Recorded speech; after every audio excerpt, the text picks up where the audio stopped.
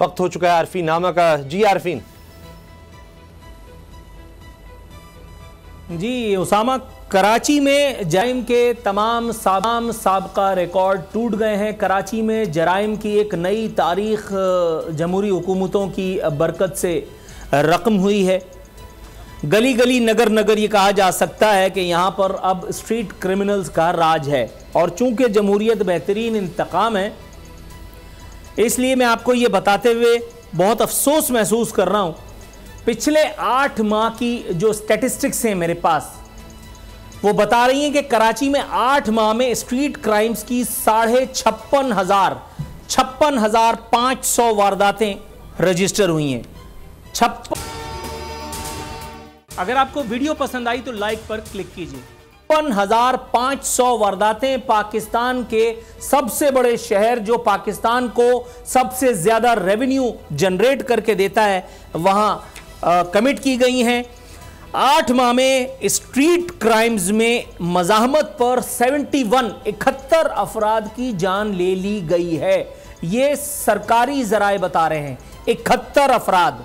Rescue जराए का दावा है कि उन्होंने मुख्तलिफ सरकारी अस्पतालों से, सिर्फ सरकारी, निजी नहीं, सिर्फ सरकारी अस्पतालों से 357 डेड बॉडीज उठाई हैं। 350 यानी 360 लाशें 8 माह में कलेक्ट की हैं। और आपको यह भी बता दूं कि इस शहर में वजीर दाखिला भी है, वजीर आला भी है, इस शहर में गवर्नर भी है, इस शहर में जमहूरियत भी है, इस शहर में आईजी भी है, इस शहर में एआईजी भी है, इस शहर में सीसीपीओ भी है, इस शहर में पुलिस भी है, कानून नाफिज करने वाले दीगर इदारे भी हैं। लेकिन अगर नहीं है तो अमन व अमान नहीं है।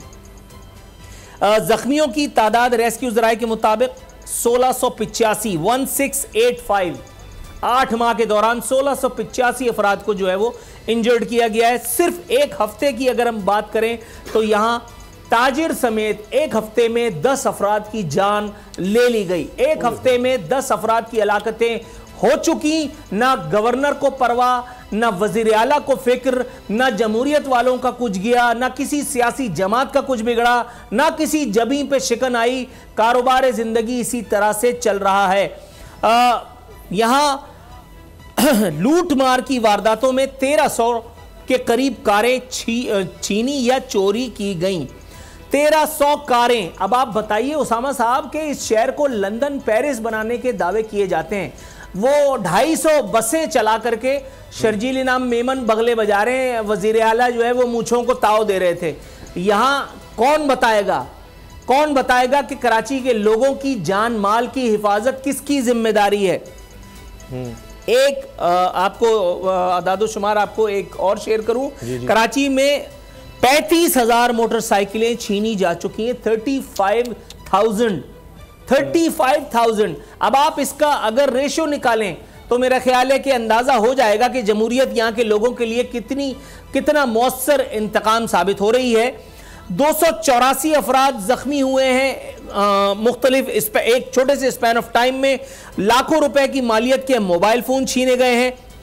और ये मोबाइल फोन की तादाद भी मैं आपको बताऊं, 19,000 मोबाइल फोन्स छीन लिए गए। आप अंदाजा कीजिए कि इस शहर में जहां पर अमन व अमान नहीं है, लेकिन अमन व अमान बरकरार रखने वाली फोर्सेस जरूर मौजूद हैं। वो क्या चना बेच रही हैं, वो क्या कर रही हैं, ये कोई पूछेगा तो फिर आपको पता है कि फिर बड़े मामलात हो जाएंगे।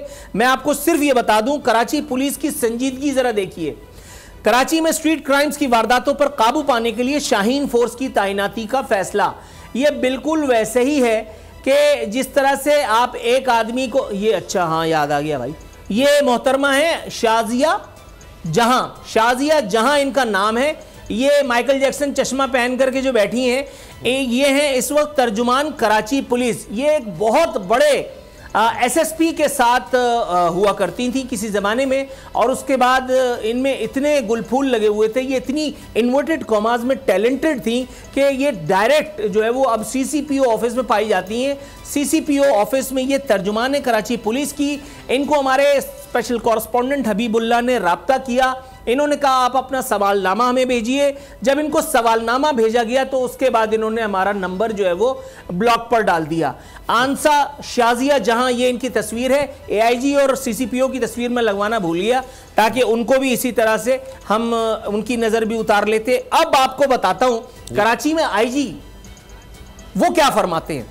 कराची में inspector general of police Sindh Ghulam Nabi Memon has said that Karachi has a better crime index ranking than many major cities including Chicago, Kuala Lumpur, Dhaka and New Delhi. अब ये बताएं गुलाम नबी मेमन, आप तो खैर पानी भी पीते हैं तो वो सरकार का होता है भाई, मैं या एक आम मिडिल क्लासिया, उसको क्या पता कुआलालंपुर में लाइफ कैसी होती है। उसको यह पता है कि कुआलालंपुर में गुलाम नबी मेमन जैसा पुलिस वाला नहीं होगा। उसको यह पता है कि वहां हमारे जैसा पुलिस डिपार्टमेंट नहीं होगा।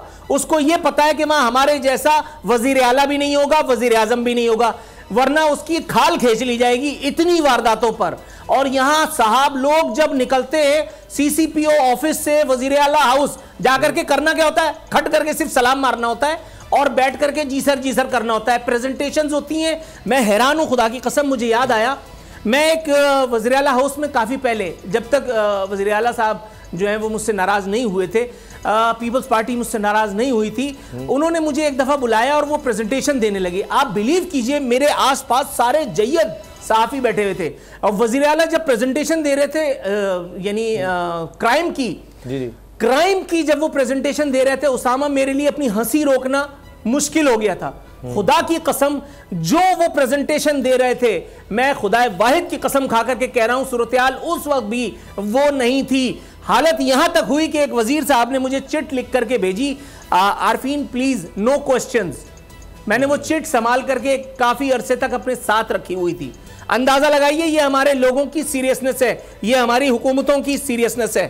अच्छा, तो इसका एआईजी साहब हैं जावेद आलम ओढो, ये कह रहे हैं कराची में शार्प राइज हुआ है स्ट्रीट क्राइम्स में, ये खुद एडमिट कर रहे हैं। मैं आपको ये भी बताऊं कि कराची में एक आईजी साहब वो थे कि जिनको जब आईजी बना करके लाया गया था, उनके बहुत सारे पेट्रोल पंप भी हैं, मैं उनका नाम नहीं लेता, चलिए बहुत दफा लिया है, अब तो खैर वो रिटायर हो गए, लेकिन उनको जब लेकर के आए थे तो वो गुटखा पकड़ने पे लग गए थे।